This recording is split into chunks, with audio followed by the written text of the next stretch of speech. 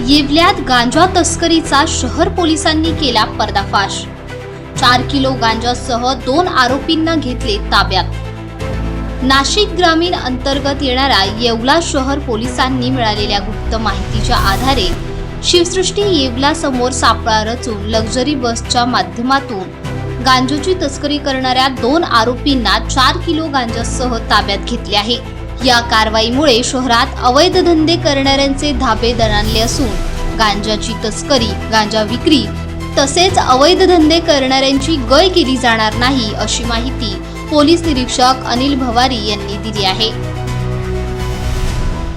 Yeola police स्टेशनला यापूर्वी नेमणुकीला असलेले एएसआय गांगुर्डे यांना खबर मिळाली होती की एका खाजगी ट्रॅव्हलच्या बसमध्ये एक इसम लाल रंगाच्या बॅगेमध्ये गांजा घेऊन चाललेला आहे। ती खबर त्यांनी पीसी सांगळे यांना दिली। सांगळेंनी ती रात्र गस्तीचे अधिकारी अंमलदार यांना पास ऑन केली।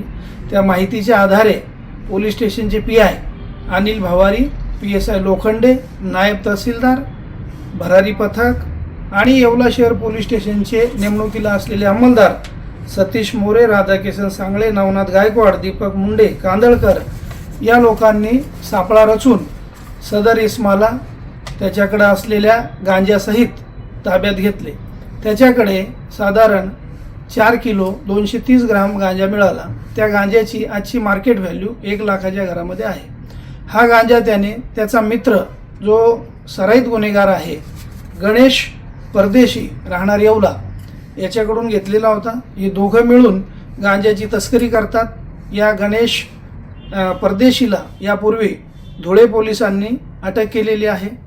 यांच्याकडून अजून सुद्धा काही गुन्ह्यांची उकल होण्यासाठी मदत मिळेल। या दोघं आरोपींच्या विरोधामध्ये येवला शहर पोलीस स्टेशनला NDPS ॲक्ट खाली गुन्हा दाखल करण्यात आलेला आहे। त्याचा पुढील तपास PSI मोहिते करत आहेत। पुढं या संदर्भातले बरेच गुन्हे उघडकीला येतील अशी शक्यता निर्माण झालेली आहे।